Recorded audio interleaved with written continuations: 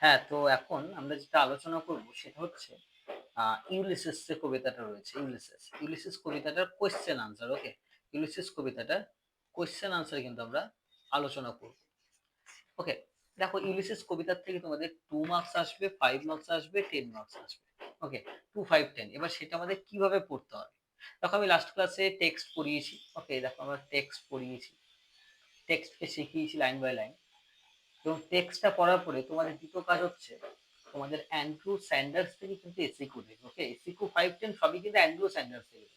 এবার বলতে পারো যে স্যার তাহলে অ্যান্ড্রু স্যান্ডার্স পড়লেই তো হতো, কবিতাটা কেন পড়লে না এতটা কষ্ট করে? দেখো কবিতা না পড়লে এটা কোয়েশ্চেন আনসার কখনোই বুঝতে পারবে না। তাই প্রথমে কবিতাটা ডিটেল পড়তে হবে, তারপরে অ্যান্ড্রু স্যান্ডার্স থেকে আমাদের পড়তে হবে। ওকে, দেখো প্রথমে আমি কি করেছি, পুরো অ্যালফ্রেড লর্ড টেনিসনের উপরে তোমাদের অ্যান্ড্রু স্যান্ডার্সের যা যা রয়েছে সেটার উপর একটা ডিটেল সামারি দিয়েছি। ওকে, সেটার উপর একটা ডিটেল সামারি দিয়েছি এবং সেই সামারিটা দেওয়ার পরে যেটা আমি করেছি সেটা হচ্ছে শুধুমাত্র ইউলিসিসের উপরে, যে তোমাদের কবিতাটা যেহেতু ইউলিসিস, সুতরাং শুধু ইউলিসিসের উপরেও ডিটেল সামারি একটু দিয়েছি। ওকে, তোমাদের কোশ্চেন আসার চান্স কিন্তু এখান থেকে রয়েছে। ওকে, কারণ তোমাদের তো আদার্স টেক্সট গুলো নেই, শুধুমাত্র ইউলিসিস রয়েছে, তাই কোশ্চেন আসার চান্স কিন্তু এখান থেকে রয়েছে। তারপর দেখো আমি ডিরেক্ট কোশ্চেন আনসার দিয়ে দিয়েছি। ওকে, মোট তোমাদের 15টা এসিকিউ দিয়েছি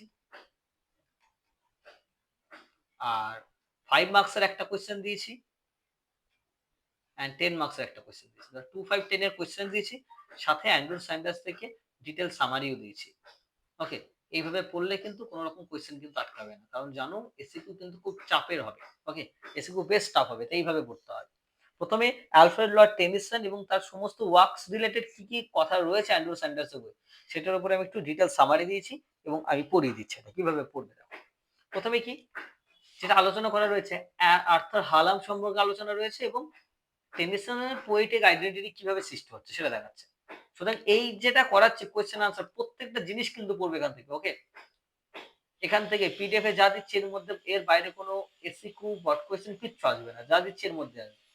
Arthur Hallam was Alfred lord Tennyson's closest friend. Arthur Hallam কে ছিল? টেনিসনের ক্লোজেস্ট ফ্রেন্ড। মনে রাখবে আমি বলেছিলাম এই বিশেষ পড়া থেকে যে তার একটা পার্সোনাল ব্যাকগ্রাউন্ড রয়েছে কবিতাটা লেখার পিছনে। তার বন্ধু যখন মারা যান তারপরে কিন্তু তিনি বিশেষ কবিতাটা লেখেন। So Arthur Hallam was Alfred Tennyson's closest friend and earliest critic. ওনার ক্রিটিকও ছিল, ওনার বন্ধু। কোনো কবিতা ভালো খারাপ হলে তিনি সমালোচনাও করতেন, ভালোও বলতেন। Hallam recognized that Tennyson's early poetry was deeply influenced by the second generation romantics. Hallam কি বুঝেছিল যে টেনিসনের কবিতা রোমান্টিক্সদের দ্বারা, মানে রোমান্টিক লিটারেচারের দ্বারা ইনফ্লুয়েন্স ছিল, যেমন পার্সি বার্সি শেলি বা জন কিসের দ্বারা। Hallam described this romantic tradition as a poetry sensation rather than reflection. পরীক্ষা আসতে পারে, who described the romantic tradition as a poetry of sensation rather than reflection? উত্তর হবে আর্থার হালাম। ওকে, তিনি বলছেন he argued that Victorian age shaped by industrialization, Victorian age এর ব্যাকগ্রাউন্ডে হচ্ছে ইন্ডাস্ট্রিয়ালাইজেশন, যেটাকে ডিফিউশন অফ মেশিনারি বলা হচ্ছে, required a different poetic mode. তিনি বলছেন যে দেখো রোমান্টিক লিটারেচারের বৈশিষ্ট্য আলাদা আর ভিক্টোরিয়ানের বৈশিষ্ট্য আলাদা। ওকে, সুতরাং তিনি কি বলছেন যে দেখো কি কি জিনিস থাকতে হবে সেগুলো নিয়ে বলছে, এখানে আমাদের ডিটেলে যাওয়ার দরকার নেই। ওকে, আমরা ডিরেক্ট সেকেন্ড পয়েন্টে যাবো, আর্লি পোয়েট্রি। টেনিসনের আর্লি পোয়েট্রি গুলো কেমন ছিল? কেমন ছিল? এক্সট্রাঅর্ডিনারি পিক্টোরিয়াল ইমেজারি, ইমেজ ছিল, ইন্টেন্সিটি ছিল, এগুলোতে কোয়েশ্চেন আসবে না, ঠিক আছে, কিন্তু ডিটেল তোমাকে জেনে রাখতে হবে। লিরিক লিরিক কবিতা লিখতেন এবং fascination with death and dream, এইসব বৈশিষ্ট্যগুলো ছিল তার। নোটেবল পোয়েমস, তার আর্লি পোয়েট্রি কি কি ছিল, ঠিক আছে, আগেকার পোয়েমস গুলো কি কি ছিল? Mariana, Kraken, lady of Shalott, the lotus eaters. Okay, এইগুলো, এই নামগুলো মনে রাখবে কবিতার। এই কবিতাগুলোর বৈশিষ্ট্য কি ছিল? Retreat from action, withdrawal into the art of sleep, death as release, এইসব টপিক নিয়ে লিখতে। পরীক্ষায় কি কোয়েশ্চেন দেবে, যে এই কোয়েশ্চেন গুলো দেবে? না, এই কোয়েশ্চেন গুলো কিন্তু দেবে না, কিন্তু তোমাকে নামগুলো জাস্ট মনে রাখতে হবে এখানে। ওকে, তারপরে আমি বলছি কোথা থেকে কোয়েশ্চেন তোমাদের দেবে। দেখো তারপর 3 নম্বর পয়েন্ট কি করেছে, ওভারঅল ডিটেলস আমারে দিয়ে দিয়েছি তোমাদের। Hallam's death and the period of mourning, হ্যালামের মৃত্যু নিয়ে এবার বলছে। ওকে, তোমাদের অ্যান্ড্রু স্যান্ডার্স এর যেভাবে পরপর পয়েন্টস করা রয়েছে আমি পরপর সেভাবেই সামারি তোমাদের দিয়েছি। হ্যালামস ডেথ ইন 1833, হ্যালামের মৃত্যু কবে হয়েছিল? 1833 সালে। এই টাইমে একটা ক্রাইসিস সৃষ্টি হয় কার মধ্যে? টেনিসনের মধ্যে। Tennyson withdraw both personally and professionally, তিনি কিন্তু জীবন থেকে ভেঙে পড়ছিলেন, সেটা কিন্তু মাথায় রাখতে হবে। এই টাইমে কিন্তু অনেক কিছু ছোট ছোট লিরিক্স তিনি লিখেছিলেন, কবিতা লিখেছিলেন অনেক। ওকে, যেমন একটা কবিতা হচ্ছে ইন মেমোরিয়াম, ওনার লেখা একটা বিখ্যাত কবিতা ইন মেমোরিয়াম, AHH আর্থার হেনরি হ্যালাম। ওকে, ওনাকে নিয়ে লিখেছিলেন এই কবিতাটা। তারপরে দেখো নেক্সট পয়েন্ট কি রয়েছে, 1842 poems movement toward social engagement, মানে ইন 1842 1842 সালে Tennyson republished revised poems with new works. টেনিসন কিছু নতুন ওয়ার্কস পাবলিশ করেন। A key poem here is break break break. Okay, এটা এখানে তোমাদের ডিটেল মনে রাখার দরকার নেই। আহ, কিছু ইম্পর্টেন্ট পোয়েমস এর আদার ইম্পর্টেন্ট পোয়েমস যেগুলো আহ, একটা শিফট পরিবর্তন হয়, মানে রোমান্টিক লিটারেচার থেকে আলাদা ভিক্টোরিয়ান থিম নিয়ে লেগে, সেটা হচ্ছে ইউলিসিস, মর্টি ডি আর্থার, আর হচ্ছে সেন্ট সাইমন স্টাইলেটস। ওকে, এই নামগুলো মনে রাখবে। তারপরে আমরা দেখতে পাচ্ছি দ্য পোয়েম, মানে দ্য প্রিন্সেস বলে একটা পোয়েম ছিল, ওই পোয়েমটাই কি নিয়ে লিখছেন উনি, উইমেন্স এডুকেশন নিয়ে লিখছেন, এটুকুই মনে রাখবে। ওকে, এবার দেখো ইন মেমোরিয়াম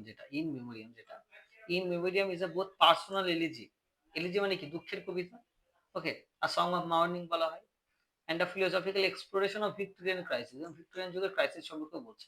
এই ইন মেমোরিয়াম এই কবিতাটা খুব ভাইটাল, এখানে কি নিয়ে লিখছেন, গ্রিফ ওভার হ্যালাম সাইন্টিফিক থিওরি নিয়ে লিখছেন, পরীক্ষা আসতে পারে, হু রোট ইন মেমোরিয়াম অ্যান্ড হোয়েন, তাহলে লিখতে হবে তোমার। Alfred Lord Tennyson wrote In Memoriam in 1850, and in this text he discussed about grief over he talked about the grief over Hallam, scientific theory, okay, religious doubt, and the reconciliation of faith and reason. এইটুকুই মাথায় রাখবে। ওকে, তারপরে আমরা যেখানে যাব direct, তারপরে এগুলো তোমাদের আর পড়ার দরকার নেই। আরো কিছু কবিতা, এই যে মড মড বলে একটা কবিতা রয়েছে। ওকে, ফিচার্স কি কি রয়েছে এবার জাস্ট দেখে রাখবে। টাইটেলস অফ দ্য কিং, এটা একটা কবিতা রয়েছে। এবার দেখো এখানে কি রয়েছে, তাহলে আমরা যেটা কনক্লুড, টেনিসনের ডেভেলপমেন্টটা কি দেখতে পাচ্ছি, যে প্রথমে রোমান্টিক ইমোশনালিজম লিখছিল, তারপর আস্তে আস্তে কিভাবে ডেভেলপ হলো। এবার দেখো এখানে আমি যেটা দিয়েছি তোমাদের, যে টেনিসনের ওভারঅল ওয়ার্ক নিয়ে কথা বলছি, কিন্তু টেনিসনের ওভারঅল ওয়ার্ক মানে সমস্ত ওয়ার্ক, অল ওয়ার্কস নিয়ে তার লেখা বিভিন্ন টেক্সট নিয়ে কথা বলছি, কিন্তু তোমাদের সিলেবাসে শুধুমাত্র কিন্তু কি রয়েছে, ইউলিসিস রয়েছে, শুধু ইউলিসিস রয়েছে। ওকে, এবার পরীক্ষায় ওভারঅল থেকেও কোয়েশ্চেন দিতে পারে, ঠিক আছে, যে the Idylls of the King কে লিখেছিল আর তার বৈশিষ্ট্য কি কি, এর বাইরে কিছু দেবে হলো। এখানে ডিটেল বলবে না যে এই ইন ডিটেল যাওয়ার দরকার নেই, শুধু টেক্সট গুলোর নাম মনে রাখবে তাহলেই হবে হলো। কিন্তু এখানে থেকেও মানে অল ওয়ার্কস থেকে কোয়েশ্চেন আসতে পারে, বললাম শুধু টেক্সটের নাম দিয়ে বলবে কে লিখেছে এবং কবে পাবলিশ হয়েছে বা এই নিয়ে কি থিম হলো। এবার দেখো দ্বিতীয় হচ্ছে তোমাদের সিলেবাসে কিন্তু শুধু ইউলিসিস রয়েছে, তাই শুধু ইউলিসিস থেকেই কোয়েশ্চেন আসার চান্সটা বেশি, তাই ওখানে ওভারঅল হলো, এবার ইউলিসিস থেকে সামারি তোমাদের পড়তে হবে। অ্যান্ড্রু স্যান্ডার্সে কি বলছে দেখো, এই প্যাসেজে তোমাদের বলা হচ্ছে দ্য টেক্সট মানে Ulysses states that in 1842 volumes Tennyson's earlier mood of melancholy was qualified by new poems that suggest a more positive social direction among those poems. কিছু পোয়েমের নাম আরো বলছে এখানে, সেন্ট সাইমিয়ান স্টাইলেটস। দেখো তোমাদের অ্যান্ড্রু স্যান্ডার্সের বইতে ওভারঅল সমস্ত ওয়ার্কস নিয়ে লেখা আছে, এবার কিছু জায়গায় রয়েছে মাত্র 4-5 লাইন শুধু ইউলিসিস নিয়ে লেখা, তো সেইটুকুর সামারি আমি এটা পড়াচ্ছি। Ulysses empathically embraces the idea of progressive development. Okay, Ulysses কবিতার একটা প্রোগ্রেসিভ ডেভেলপমেন্ট, কেন এখানে ভিক্টোরিয়ান থেকে রোমান্টিক লিটারেচার, মানে রোমান্টিক থেকে ভিক্টোরিয়ান লিটারেচারের দিকে মুভ হয়। ওকে, আচ্ছা, saint Simon style is reject escapism. Okay, তো এই দুটো কবিতার নাম মনে রাখবে এখানে। ওকে, the passage even quotes these lines, but something it is the end some work of novel not may yet be done. ওকে, এই যে লাইনটা দিয়ে বলতে পারে, এই লাইনটার ব্যাখ্যা রাখে, Tennyson poetry is described as melancholic, withdrawn from action, কারণ বন্ধু মারা গেছেন তাই দুঃখের কবিতা নিয়ে লিখত, focused on death like stillness creating protective artistic retreats. কিন্তু ইউলিসিস কবিতাটা আগের কবিতা থেকে একটু শিফট নিয়ে আসে, বললাম ওনার কবিতা আগে একরকম হতো, পরবর্তীকালে আরেক রকম ভাবে লেখে। তিনি কি নিয়ে লিখছেন পরবর্তীকালে, ইউলিসিস কবিতাটা কি নিয়ে, স্কেপ নিয়ে, আইসোলেশন একাকিত্ব নিয়ে, প্যাসিভ ড্রিমিং স্বপ্ন দেখছেন, এবং এখানে অ্যাকশন স্ট্রাইভিং মানে ডিটারমিনেশন, ফরওয়ার্ড মুভমেন্ট মানে সামনের দিকে এগিয়ে চলা, একটা পারপাসফুল ডেভেলপমেন্ট এই জীবনে কিন্তু রেখে দিচ্ছে। ওকে, তো এখানে লাইন বাই লাইন দেখে রাখবে। এখানে একটা জিনিস আসতে পারে পরীক্ষাতে, which poem embraces the idea of progressive development, লিখতে হবে ইউলিসিস। ওকে, যেভাবে দাগ দিচ্ছে এভাবেই কিন্তু পড়বে। আচ্ছা, এই প্যাসেজটা কেন ইম্পোর্টেন্ট? ইউলিসিস নিয়ে যে প্যাসেজটা রয়েছে অ্যান্ড্রু স্যান্ডার্সের উপরে। This passage uses Ulysses as evidence that Tennyson was এই কবিতাটা কি নিয়ে বলছে যে এটা রোমান্টিক সেলফ অ্যাবসর্ব মানে রোমান্টিসিজম থেকে ভিক্টোরিয়ান যুগে ট্রান্সফার হচ্ছে। ওকে, সেটা দেখাচ্ছে। তারপরে একটা ভিক্টোরিয়ান বিলিফ এর প্রতি ট্রান্সফার হচ্ছে। ওকে, সেটা কিন্তু আমরা দেখাচ্ছি। তার মানে মেলানকোলিক থেকে এনার্জেটিক প্রোগ্রেস এর দিকে কিন্তু যাচ্ছেন। উনি যে বন্ধু মারা যাওয়ার পরে যেভাবে দুঃখে ছিলেন এবং তিনি ভাবছেন যে জীবনটাকে তো বাঁচিয়ে রাখতে হবে। যে জীবনে সেই সাহসটা দরকার। আর কি ধরনের সাহস আনতে হবে জীবনে? ইউলিসিস এর মতো। স্বপ্ন, সাহস, ডিটারমিনেশন, হোপ এই ধরনের আনতে হবে। তবেই কিন্তু মানুষ বেঁচে থাকতে পারবে। ওকে, ইউলিসিস নিয়ে যতটুকু তোমাদের অ্যান্ড্রু স্যান্ডার্স আছে আমি দিয়ে দিলাম। ওকে। তো ওভারঅল এর উপরে আসলে শুধু কোয়েশ্চেন আনসার মানে কোন কবিতা লিখেছিল বা এই কবিতা কি নিয়ে ডিসকাস করে সেটাও পড়বে প্রথমে। আর শুধু ইউলিসিস এর উপরে যেটা রয়েছে তোমাদের ডিটেইলস সামারি দিলাম। এবার দেখো আমি কোয়েশ্চেন আনসার দিয়ে দিচ্ছি। 15টা এসিকিউ দিয়েছি। হু ওয়াজ আর্থার হালাম? আর্থার হালাম কে ছিলেন? অ্যান্ড টেনিসনের জীবনে তিনি ইম্পর্টেন্সটা কি রয়েছে সেটা পড়বে। প্রত্যেকটা কোয়েশ্চেন মানে একদম মোস্ট ইম্পর্টেন্ট কোয়েশ্চেন করা তোমাদের জন্য তৈরি করা হয়েছে পরীক্ষার জন্য। What kind of poetry did Arthur Hallam expect from the new age? এই নতুন এজ থেকে মানে ভিক্টোরিয়ান এজ থেকে তিনি কি ধরনের কবিতা আশা করছিলেন সেটা নিয়ে বলছে। ওকে, যে ওই যে ভিক্টোরিয়ান মানে যেহেতু ইন্ডাস্ট্রিয়াল রেভলিউশনের দ্বারা ইনফ্লুয়েন্স ছিল তাই ট্রান্সফার তো হবে রোমান্টিক থেকে। What was the dominant mood of Tennyson's early poetry? আগেকার পোয়েট্রির ডোমিনেন্ট মুডটা কি ছিল? মেলানকলিক, দুঃখের কবিতা লিখতো। ডেথ লাইক স্টেটস, আইসোলেশন এগুলো। Okay, how did Arthur Hallam influence Tennyson poetic direction? তিনি টেনিসনের পোয়েটিক ডিরেকশনকে কিভাবে ইনফ্লুয়েন্স করলেন? ওকে, তিনি দেখালেন যে Hallam encourage Tennyson to move away from personal idiosyncrasy isolation থেকে। উনি যেটা বলেছিলেন রোমান্টিক থেকে ভিক্টোরিয়ান পোয়েট্রির দিকে মুভ করতে, যেখানে রোমান্টিক কবিতা মানে তো পার্সোনাল ইডিওসেন্ট্রিসম মানে পার্সোনাল লাইফ নিয়ে লেখা, আইসোলেশন একাকিত্ব বোধ নিয়ে লেখা সেগুলো দেখাচ্ছে। সেগুলো থেকে কোথায় যাচ্ছেন? সোশ্যাল সোসাইটি নিয়ে লিখছে, অর্ডিনারি লাইফ নিয়ে লিখছে। ওকে, যেগুলো that reflected. So Hallam encourage Tennyson to move away from personal idiosyncrasy and isolation toward কোন দিকে? যেটা সোশ্যাল পারপাস, অর্ডিনারি লাইফ বা কমিউনাল এক্সপিরিয়েন্স দেবে। এই কোয়েশ্চেনটা খুব একটা ইম্পর্টেন্ট না, তোমাদের এখানে ইম্পর্টেন্ট কোয়েশ্চেন হচ্ছে এক একটা রয়েছে, দু একটা রয়েছে, তারপরে আমাদের এই question number five what does break break break express? এই কোয়েশ্চেনটা আসতে পারে। So the poem expresses deep personal grief. Ulysses কবিতাটা কি দেখাচ্ছে? দ্য পোয়েম, এখানে লিখে রাখবে একটা জিনিস, দ্য পোয়েমে পড়ে ইউলিসিস কি দেখাচ্ছে? পার্সোনাল গ্রিফ দেখাচ্ছে and painful sense of exclusion দেখাচ্ছে from the active joyful human community due to private mourning. So break break break কি রিপ্রেজেন্ট করছে? পার্সোনাল গ্রিফ কি রিপ্রেজেন্ট করছে। ওকে, এবং এই ব্রেক কোথার থেকে? ব্রেক সোশ্যাল লাইফ থেকে একটা ব্রেক নেওয়ার কথা বলছে। তিনি জীবনে জার্নিটা করতে চাচ্ছেন। How does Ulysses reflect a positive change? Important question, কারণ এটা কি করছে? প্রোগ্রেসিভ ডেভেলপমেন্টের কথা বলছে, জীবনে এগিয়ে যেতে হবে, এনকারেজিং অ্যাকশনের কথা বলছে। What is the central theme of in Memoriam? ইন মেমোরিয়ামের মেন থিমটা কি? গ্রিফ, দুঃখ, ফেইথ, ডাউট, এভলিউশন এগুলো। ওকে, এই কোয়েশ্চেনটা সাথে ইম্পর্টেন্ট রয়েছে, আটেরটা দরকার নেই। দরকার নেই তোমার ডিরেক্ট তারপরে 11 নম্বর কোয়েশ্চেন আসবে, most important question. How does Ulysses reflect the idea of progressive development নিয়ে কি বলছে? এটা নিয়ে একটা কোয়েশ্চেন আসবে 5 বা 10 বা Ulysses emphasises action and forward movement. Ulysses কি বোঝাচ্ছে? যে সামনের দিকে এগিয়ে যেতে হবে, সেটাকে বলছে প্রোগ্রেসিভ ডেভেলপমেন্ট। এবং শোয়িং দ্য হিরোজ ডিজায়ার, হিরোর কি ডিজায়ার রয়েছে? To achieve some work of noble note, তিনি জীবনে স্মরণীয় হয়ে থাকতে চান। মনে আছে ইউলিসিস কবিতার লাইন এটা? এই কোয়েশ্চেনটা সব থেকে vital question. How is Ulysses different from Tennyson's earlier melancholic poems? আগেকার দুঃখের কবিতার থেকে এটা কিভাবে আলাদা? Unlike earlier poems focused on isolation and death like states. আগেকার কবিতায় কি নিয়ে আলোচনা করা হতো? আইসোলেশন এবং ডেথ লাইক স্টেটস, মানে ডেথ নিয়ে সব নিয়ে। ইউলিসিস কি আলোচনা করছেন? Ulysses talks about action, courage and engagement with life, সেগুলো নিয়ে বলছেন। What new social direction is suggested in Ulysses? Okay, কোন সোশ্যাল ডিরেকশনটা ইম্পর্টেন্ট এই সাজেস্টেড করা হচ্ছে? তারপর সাজেস্ট পজিটিভ সোশ্যাল ডিরেকশনের কথা বলছে, বাই রিজেক্টিং ইনঅ্যাক্টিভিটি, জীবনে বসে থাকা যাবে না, সামনের দিকে এগিয়ে যেতে হবে, সেটার কথা বলছে। What does the line some work of noble note may yet be done, most important question এগুলো। The line expresses hope and determination suggesting that even in the old age, এই বৃদ্ধ বয়সেও কিন্তু মিনিংফুল অ্যাচিভমেন্ট করতে হবে, সেটাই বলছে। Why is Ulysses considered a turning point in Tennyson's poetry. Okay, যেহেতু তোমাদের কবিতা ইউলিসিস নিয়েই রয়েছে, ইউলিসিস কবিতাটাই রয়েছে, তাই এই কোয়েশ্চেন গুলোই আসার চান্স রয়েছে তোমাদের। ওভারঅল ওয়ার্কস থেকে কোয়েশ্চেন দিতেও পারে, নাও দিতে পারে, বাট ইউলিসিস থেকে কোয়েশ্চেন দেওয়ার চান্সটা বেশি।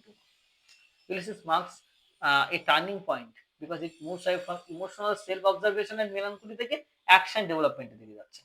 তোমাদের এসিকো কোনগুলো পড়বে আমি স্টার মার্ক দিয়ে দিচ্ছি, ওয়েট। 1 এর 2 এর পড়বে, 5 এরটা পড়বে,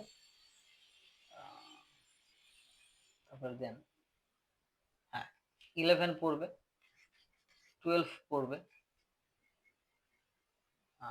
তারপরে 14 পড়বে, আর 15 পড়বে। 13 আর 15টা একই, ঠিক আছে। আচ্ছা, তো এই কোয়েশ্চেন্স গুলো এসিকিউ এর জন্য পড়বো। ওকে, আমি আগে বলেছি এসিকিউ এর জন্য প্রথমে আগে সামারি করতে হবে।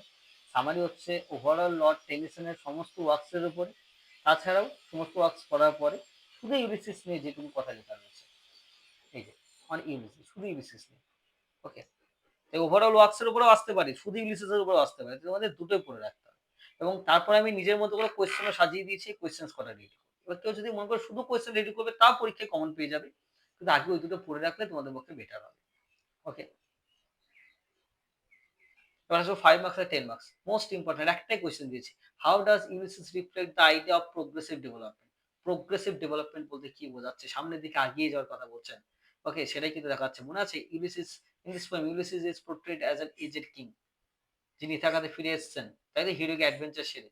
কিন্তু তিনি এখন কোথায় যাচ্ছেন, যে instead of enjoying a peaceful life at home he feels restless and dissatisfied. এই যে সামনের দিকে এগিয়ে যাওয়ার কথাটা বলছে, সেটাকেই বলছে প্রোগ্রেসিভ ডেভেলপমেন্ট। 5 মার্কসের জন্য এই কোয়েশ্চেনটা মোস্ট ইম্পর্টেন্ট। একটা কোয়েশ্চেন দিয়েছি, একটাই তোমাদের আসবে। হ্যাঁ, এই কোডগুলো করবে, কোটেশন গুলো কিন্তু অবশ্যই যেন পরীক্ষায় লিখবে, কোটেশন যেন অন্য কালার দিয়ে করবে। ওকে, তবেই কিন্তু নাম্বারটা পাবে। ওকে, আচ্ছা, আর 10 মার্কসের জন্য দেখো একটা দিয়েছি, discuss how Ulysses marks a turning point in Tennyson's poetry from melancholy isolation to action. যে ইউলিসিস কবিতাটা মেলানকোলিক থেকে, মানে আগেকার কবিতাগুলো কি মেলানকোলিক, আইসোলেশন, এগুলো নিয়ে, দুঃখ নিয়ে, একাকিত্ব বোধ নিয়ে, কিন্তু এই কবিতাটা কি অ্যাকশন, প্রোগ্রেস এবং ভিক্টোরিয়ান লিটারেচার নিয়ে লিখছে, ভিক্টোরিয়ান আইডিয়ালিজম নিয়ে লিখছে। এইটা 10। এই দুটো কোয়েশ্চেন তোমাদের থাকছে, 5 এর একটা, 10 এর একটা, আর এসিকিউ তো দিয়েছি তোমাদের মোট 15টা। 15টা বললে ভুল হবে, সব মিলে হয়তো তোমাদের 10টা, যেগুলো স্টার মার্ক দিলাম, এই কটা পড়তে হবে। ওকে, সো এর বাইরে কোনো কিছু আসবে না। অ্যাকচুয়ালি দেখতে গেলে খুবই সহজ। প্রথমে সামারিটা পড়ে নিলে, 10টা এসিকিউ রেডি করলে, একটা 5 এটা 10, বাস, ইউনিসেস কমপ্লিট। ওকে, আর এইভাবে না পড়লে কিন্তু মনে রাখবে, এখন যে সেমিস্টার সিস্টেম এসেছে এবং এখন এনইপি সিস্টেমে এসিকিউ কিন্তু খুব টাফ করে দিয়েছে, তাই এইভাবে না পড়লে কিন্তু কখন এসিকিউ পাওয়া যায় না। অনেকে কি করে, এভাবে না পড়ে শুধু কবিতা পড়ে চলে যায়। আরে বাবা, শুধু কবিতা পড়লে তুমি কমন পাবে না কোনোদিন, কারণ তোমাদের কোয়েশ্চেনটা দেবে হচ্ছে এই আমি যেসব জায়গা থেকে দিয়েছি, আমি যেভাবে তোমাদের নোটস করে দিয়েছি। ওকে, শুধু কবিতা পড়ে গেলে কিন্তু কখনোই কোয়েশ্চেন আনসার পরীক্ষা লিখতে পারবে না। প্রথমে টেক্সটটাকে ইন ডিটেল শিখিয়েছি, তারপর কোয়েশ্চেন আনসারও তোমাদের পরীক্ষায় আসার মতো সেগুলো দিয়েছি। ওকে, তাই মনে রাখবে, তোমাদের পরীক্ষায় কিন্তু কবিতা থেকে ডিরেক্ট কোয়েশ্চেন না দেওয়ার চান্সটাই বেশি। ওকে, রাদার তোমাদের অ্যান্ড্রু স্যান্ডার্স থেকে কোয়েশ্চেন দেওয়ার চান্স বেশি, সেভাবে তোমাদের সাজিয়ে দিয়েছি। ওকে, ওকে, থ্যাংক ইউ।